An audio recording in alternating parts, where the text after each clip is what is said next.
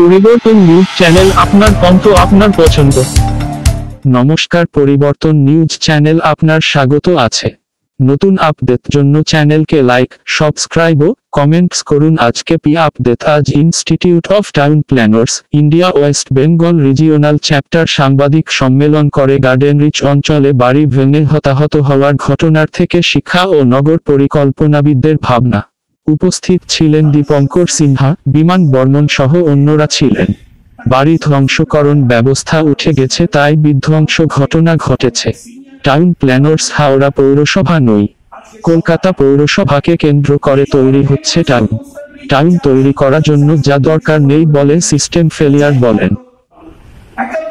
একটা সিস্টেম এইরকম হয়ে গেলে কিন্তু শহর যে এক্সপার্ট গভর্নমেন্ট অফ ইন্ডিয়ান না ইন্টারন্যাশনাল লেভেলে যে এক্সপার্ট তারা বলেছিল কলকাতা যদি জমে প্রথম যে জায়গাটা গার্ডেন আর সেখানে যে কোনো জলবায়ু করছে ফলে এই একদিন পড়া এবং সামনে যে ঘটনাগুলো ঘটেছে কলকাতায় যেমন একসময় প্লেগ কমিটি হয়েছিল, প্লেগ কমিটি বলেছিল যে ইমপ্রুভমেন্ট কাজ করতে হবে, কলকাতায় যেমন বেসিক ডেভেলপমেন্ট করতে হবে এবং ল্যান্ড ইউজের ভায়োলেশন মানে যে করছে সে যেমন বাড়ি করে যাওয়ার ফুলের জন্য এইটুকু বলে আমাদের প্রশ্ন থাকবে, আমরা সাধ্যমতো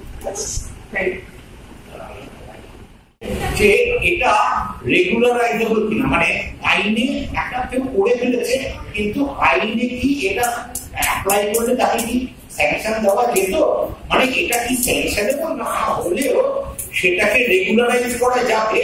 এইটা কিন্তু যখনই এসছে যে পয়সা বিনিময়ে এটা করা যাবে তখনই কিন্তু যে ছেলেটা ইন্সপেক্টর সে তো বাড়ি করছে এটাও তো রেগুলারাইজ করে দেওয়া যাবে কোনো না কোনো ভাবে, কেউ করে দেবে। তখন যদি আমি তোকে অ্যাকশন নিই আমাকে তো তখন বিপদে পড়তে হবে। তো সেই জন্যে একটা পুরো সিস্টেমটা একটা নিজেকে নিজের ল্যাগ দিয়ে খেতে শুরু করেছে। জীবনে গার্ডেন রিচ কন্টেন্ট একটা বিরাট কষ্ট আমরা একবার না তিনবার কষ্ট নিয়েছে। মেট্রো রেলের আগে থেকে একটা পরিকল্পনা ছিল সোজা করতে যাবে, তার আগে একটা ঘটনা ঘটেছিল, একটা প্রস্তাব ছিল যে ওই রুট দিয়ে মেট্রো রেল যখন যাবে ওখান থেকে একটা ট্রাভেল আপনারা জানেন 2009 সালে একটা পরিকল্পনা প্রায় ফাইনালাইজ হতে চলেছে। সেই প্রস্তাবটা যখন আমার কাছে আসে আমি তাদের প্রশাসনের মধ্যে ছিলাম, কোনো সুযোগ না ছিল না, সেগুলো না করেই ঘুরিয়ে দেওয়া হয়েছিল শুধু আর্থিক দিকটা বিবেচনা করে।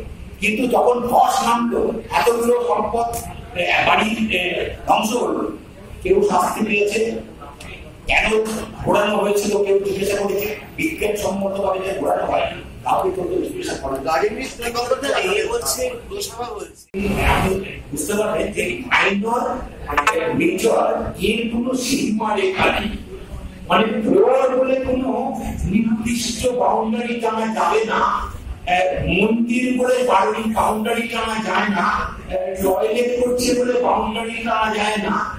এইখান থেকে আমরা বারে বলতে চাইছি যে বিপদের শুরু এইগুলো নানান নাম দেওয়া থেকে। আগে যেটা ছিল যে সেটা উঠতে পারি সেই জন্যই স্টেট লেভেল কমিটির কথা বললাম, শুধুমাত্র মিউনিসিপ্যালিটি স্তরে নয় আরো উচ্চ থেকে উচ্চ স্তরে মাইনর ডেফিনেশন নিয়ে অত উঁচু স্তরে রাজ্যে একটা কেন্দ্রীয় স্তরে সভা করে ঠিক করতে হবে যে রান্নাঘর বাড়িয়ে ফেলেছে। এই মিনিটগুলোর ক্ষেত্রে রাখা হয়নি যে জনপ্রতিনিধি কোথাও সই করবে, কিন্তু জনপ্রতিনিধিকে জল দেওয়ার ক্ষেত্রে পৌর কমিটিতে প্রতিটি এলাকার পৌর কমিটিতে জনপ্রতিনিধি একজন সদস্য। সেই পুরো বাড়িতে জল দিতে গেলে রাস্তায় মেটেরিয়ালস করলে বা ড্রেন দিতে গেলে নতুন আইন হয়েছিল এবং কনস্টিটিউশনাল অ্যামেন্ডমেন্ট যেটা হয়েছিল ডক্টরের দশকে 74তম সংবিধান সংশোধন আইন, সেখানে ওয়ার্ড কাউন্সিলর তাদের জানা উচিত। এইটুকু আমরা বলতে পারি, তারা জানতেন কি জানতেন না এই প্রশ্নের উত্তর তো আমরা দিতে পারবো না আমাদের উত্তরের বাইরে। অনেক এরপিএস তাদের প্রফেশনালরা বাড়ির সুপারভিশনের দায়িত্বটা কাগজে কলমে নিতে চাইছেন না, কারণ তার গায়ে চলে আসবে বলে।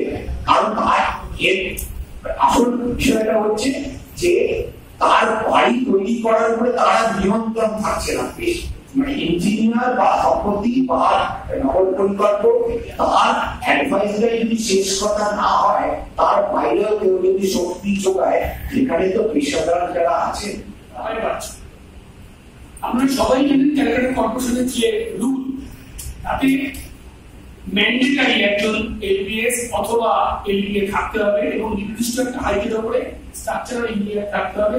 সেই লোকটাকে যদি আর দায়িত্বে রাখতে না চায় কিংবা এমন একটা চাপ দেওয়া হয় তুমি চোখ বুঝে থাকো, এবং যখন বাড়ি করবে সেই বড় কাউন্সিল প্রত্যেকে তার যা প্ল্যান হয় সেটা সাধারণ মানুষ জানে, পার্টিসিপেটরি প্ল্যানিং, যে আমি যদি কোনো জায়গায় রিনিউয়াল করতে চাই, কিছু করতে চাই, তাহলে এলাকার মানুষ জানবে। আর কোনো ডেভিয়েশন অ্যালাউ করে না, যতক্ষণ একটা রুল আছে সেই রুল তৈরি করে যারা এমএলএ তারা রাজ্য লেভেলে তৈরি করে, আর যারা এমপি তারা সেন্ট্রাল লেভেলে তৈরি করে। ভারতের সংবিধান 74th অ্যামেন্ডমেন্টের পরে যে ক্ষমতা দিয়েছে, যেটা এক সময় হয়েছিল সেটাকে রিভাইজ করা হয়নি, সেই কাজ করেনি। সুতরাং যদি কথা তুলতেই হয়, ভারতবর্ষের যে আইন বর্তমানে আছে, যে রুলস এন্ড রেগুলেশন তৈরি হয়েছে, এই বেআইনি প্রবণতা বাড়বে। আমরা যার উপরে দায়ী চাপাই না কেন, মানুষ যখন মরবে আর একটু একটু করে আমরা খুন হবো।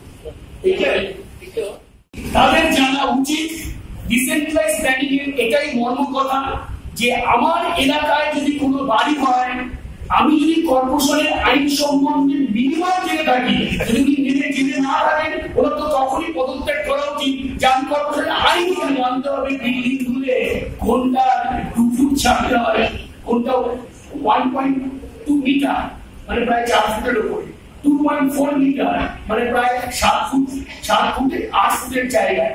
এটা যদি বুঝতে না পারেন তাহলে তো তার কাউকে, আমি রাস্তা দিয়ে যাচ্ছি, পাশে একটা লোক পড়ে গেল, আমি বন্ধ হয়ে পড়লাম, তো আমার দেখার দায়িত্ব না, ওরা যে দেখার দায়িত্ব সে আসবে। এটা ভয়ঙ্কর কথা। মানুষ, সচেতন মানুষ বিশেষ করে যে কোনো বেআইনি এগেন্সটে বলে, একবার সিনা যেটা বললেন, একটা বাড়ি স্যাংশন প্রসেসে যদি নাও থাকে, বাড়ি যেদিন থেকে ইমপ্লিমেন্ট হতে শুরু করবে প্রত্যেকটা ক্ষেত্রে কাউন্সিলরকে রাখবে। সুতরাং ওনাকে জানতেই হবে, না কি করেছে। যার যার দায়িত্ব আছে তাদের প্রত্যেকের ক্ষেত্রেই লেখা, মানে এটা ইঞ্জিনিয়ার না। যদি বেআইনি হয়ে থাকে, তারা যারা যারা ওখানে যে পুলিশ প্রশাসন ছিল ওখানে, আচ্ছা আগে বলে দিই আপনাদের, আপনারা সবাই জানেন যে আগের অ্যাক্টগুলোতে কমিশনার ছিলেন সুপ্রিম পাওয়ার। মেয়রিং কাউন্সিল যে কনসেপ্ট এলো, চিফ এক্সিকিউটিভ হচ্ছে আপনার মেয়র। মেয়রের পরিষদটা হচ্ছে মিনিস্টাররা যেমন কাজ করে তারা অ্যাক্টিভিটি করার জন্য, যে যাদের পার্টিসিপেশনের মূল শর্ত মানুষের কাছে ভোট যখন আমরা চাইতে যাই, আমরা এলাকাটাকে সুন্দর করব, সবুজে ভরিয়ে দেব, দুর্নীতি আটকাবো, তাহলে ওরা কার ভরসায় এই কথাটা বলছে। সামনে নির্বাচন, আজকে দক্ষিণ কলকাতা থেকে করতেই পারে যে এখানে আইন যেন ঠিক মতো চলে, এটাই সবার দেখা উচিত। এটা কোনো পলিটিক্যাল পার্টির একার বিষয় না, মানুষকে সচেতন করা উচিত, তারা যেন আইন মেনে কাজ করে এবং আইনের লক্ষ্য হিসেবেই তারা থাকবে। আপনার নাম? বিমান বন্দর। বিল্ডিং প্ল্যান স্যাংশন করতে যাচ্ছে যে কর্পোরেশনে যে দেখছে, এটা যদি বিল্ডিং কমিটি লেভেলে হয়, মানে তাহলে বিল্ডিং কমিটিতে যাওয়ার আগে ডিপার্টমেন্টাল স্ক্রুটিনি হয় যে ল্যান্ডের ক্যারেক্টার কি, ল্যান্ডের স্ট্যাটাস কি। সেখানে সে যদি অন্ধ হয়ে যায় তাহলে মুশকিল। এবার ও যদি রিপোর্ট না করে বিল্ডিং কমিটি কেউ জানতে পারবে না। তাহলে রিপোর্ট হলে বিল্ডিং কমিটির পাওয়ারে বেআইনি বাড়ি অ্যাপ্রুভ করার ক্ষমতা নেই। ডেমোলিশন একটা বাড়ি না, কলকাতায় ডেমোলিশন হচ্ছে না অসংখ্য বাড়ি, এবং ডেমোলিশন করতে গেলে ক্যালকাটা কর্পোরেশনের একটা ডেমোলিশন বিভাগ ছিল, সেখানে যে মূল দায়িত্বে ছিল প্ল্যানিং এর জন্য যে লোকটা থাকার কথা সেই পোস্টটাকে উঠিয়ে দিয়েছে। যে কনসার্ন অফিসার এটা করবে, তারা যে কর্পোরেশন যে নোটিশ দেবে, গিয়ে হচ্ছে কনসার্ন বাড়িতে দেবে, আবার পুলিশকে দেবে। এবার পুলিশে তখন এফআইআর লঞ্চ হওয়ার পরে সে দেখবে যাতে ওই বাড়ি আর ফার্দার না করে, তারপরে ক্যালকাটা কর্পোরেশনের ডেমোলিশন বিভাগ গিয়ে সেই বেআইনি বাড়ি ভাঙবে। এই প্রসেস যদি না হয়, সে যদি বেআইনি করে বাড়ি করে থাকে তাহলে একটা জিনিস, আর যদি কমিটি তো বেআইনি স্যাংশন করতে পারে না, যদি করে থাকে তাহলে কমিটিতে কেন হলো তাকেও শোকজ করা উচিত। কমিটি কি করে করলো? যে কোনো একটা, হয় কমিটি ওটা দেয়নি কিন্তু পরে ওটা বেআইনি হয়েছে, আর কমিটি যদি বেআইনি স্যাংশন করে থাকে সেটা কমিটির কাছে সেই পাওয়ারটা দেওয়া নেই। ঠিক আছে, কম্প্রিহেন্সিভ প্ল্যান আমরা বলি, পার্সপেক্টিভ প্ল্যান, কেউ কেউ বলে যে স্ট্রাকচার প্ল্যান।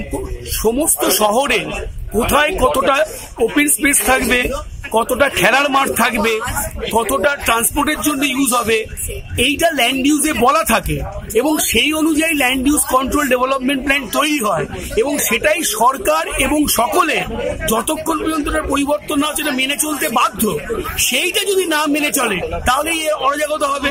তখন দেখবেন নিঃশ্বাস নেওয়ার জায়গা পাচ্ছেন না, খেলার মাঠ বুঝে যাচ্ছে, চারিদিকে ধোঁয়া আর ধোঁয়া, বাড়ি আর বাড়ি, ধুলোতে। কলকাতা হচ্ছে বিশ্বময়ে ভারতবর্ষে কখনো দ্বিতীয় কিংবা তৃতীয় শহর দিল্লির পরে, যে কলকাতায় নিঃশ্বাস নেওয়া বন্ধ হওয়ার যে অবস্থা হয়েছে। কলকাতায় গ্রাউন্ড ওয়াটার এতটাই তোলা হচ্ছে যে কলকাতার 73টা ওয়ার্ডের মধ্যে 37টা ওয়ার্ড চিহ্নিত হয়ে গেছে, দক্ষিণ কলকাতাতে যে তাদের আর্সেনিক যুক্ত হয়ে পড়েছে, ফ্লোরাইড যুক্ত।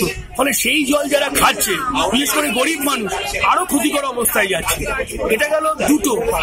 থার্ড হচ্ছে কলকাতায় আরবান হিট অনেক বেড়ে যাচ্ছে, যেহেতু আমরা শহরে যত সবুজায়ন করার কথা যতটা ওপেন স্পেস রাখছি না বলে আরবান হিট বেড়ে গেলে কলকাতা শহর ভবিষ্যতে প্রচন্ড টেম্পারেচার একদিকে বাড়বে, আর জলাভূমি কমে যাচ্ছে বলে কলকাতাতে খুব চান্স আছে আগামী 10-15 বছরের মধ্যে একটা বিরাট অংশ জলের তলায় এই বিপদগুলোর মধ্যে। সেই জন্যই সামগ্রিক পরিকল্পনা থাকা দরকার, কিভাবে আমি এর থেকে বেরোবো, সেই অনুযায়ী বাড়ি, তারপরে স্কুল, কলেজ, খেলার মাঠ, জলাশয়, এগুলো সব তৈরি করবো।